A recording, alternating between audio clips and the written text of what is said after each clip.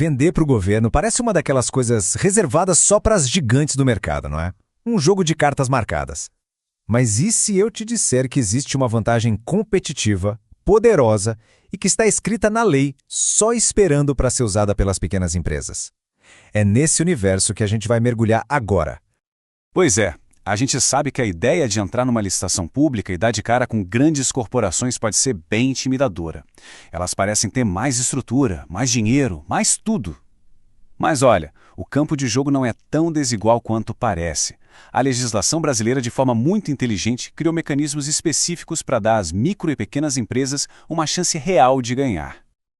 Então, nesse nosso bate-papo, vamos desvendar como isso funciona na prática. A gente começa entendendo o desafio para depois revelar essa vantagem que a lei oferece. Vamos detalhar os dois principais benefícios, as licitações que são exclusivas e o famoso critério de desempate.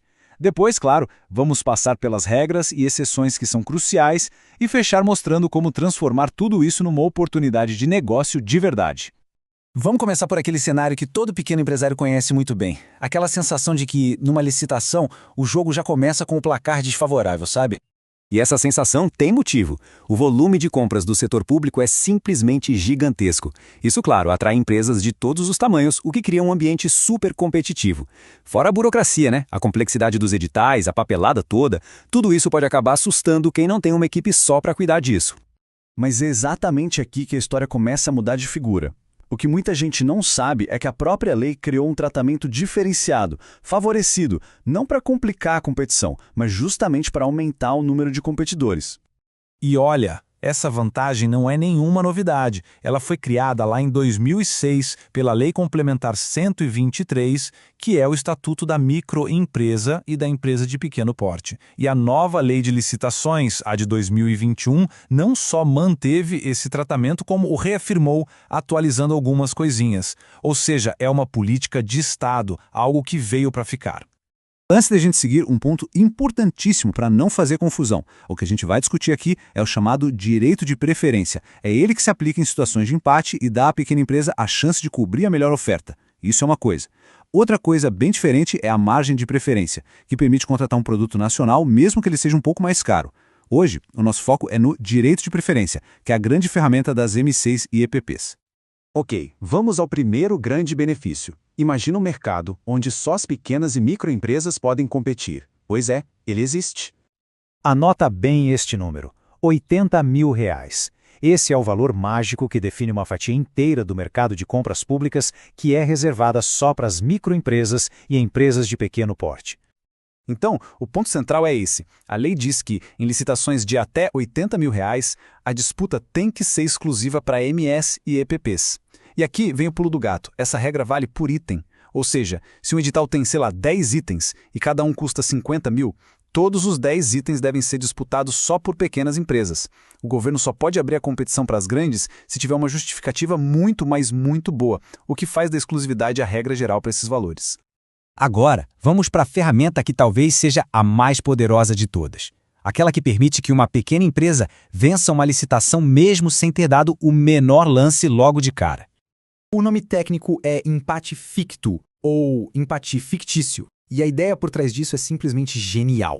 A lei cria uma situação de empate de mentirinha para dar à micro ou pequena empresa uma chance de ouro. Vamos ver como isso funciona na prática, que fica mais fácil. Imagina só esse cenário. Uma empresa grande oferece um produto por R$100 mil. Uma pequena empresa, por sua vez, oferece o mesmo produto por R$104 mil. Numa situação normal, já era, teria perdido. Mas é aí que a lei entra em campo. Como a proposta da pequena empresa está dentro da margem de 5% acima da melhor oferta, isso no caso do pregão, a lei diz: opa, peraí, temos um empate. E o processo é simples, são 4 passos. Primeiro, a proposta da PME tem que se encaixar nessa margem, que é de 5% para pregões e 10% para outras modalidades. Segundo, a empresa é chamada oficialmente para dar um novo lance. Terceiro, basta que ela ofereça um valor um pouquinho menor que o do lance vencedor, tipo R$ 99.999. E quarto, pronto, a pequena empresa vence a licitação. É uma segunda chance garantida por lei. Mas, como em todo jogo, é fundamental conhecer todas as regras, e isso inclui as exceções. Os benefícios são, sim, poderosos, mas eles não são ilimitados. A nova lei de licitações foi bem esperta nisso. Ela manteve os benefícios, mas criou alguns limites para garantir que eles sejam usados de forma justa, sem criar distorções no mercado.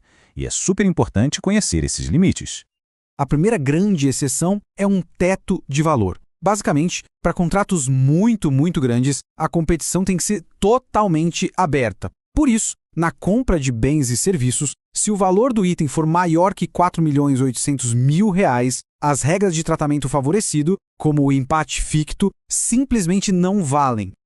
E esse mesmo teto de R$ 4.800.000 vale também para obras e serviços de engenharia. A lógica é exatamente a mesma. Em projetos dessa escala, a disputa acontece em igualdade de condições, sem o direito de preferência no desempate para as pequenas e médias empresas.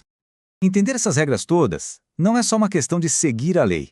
É uma questão de estratégia de negócio pura e simples. Então, o que a gente pode tirar de lição disso tudo? Basicamente, um checklist para o sucesso. Primeiro, planejar ir atrás das licitações exclusivas. Segundo, conhecer na ponta da língua os direitos de preferência. Terceiro, manter a documentação impecável, sempre em dia. Quarto, ficar de olho nos limites de valor do contrato. E por fim, o mais importante, usar o conhecimento da lei como a sua principal vantagem competitiva. No fim das contas, esta política toda tem um propósito bem maior. Ela não existe só para proteger a pequena empresa, mas para fortalecer o mercado como um todo.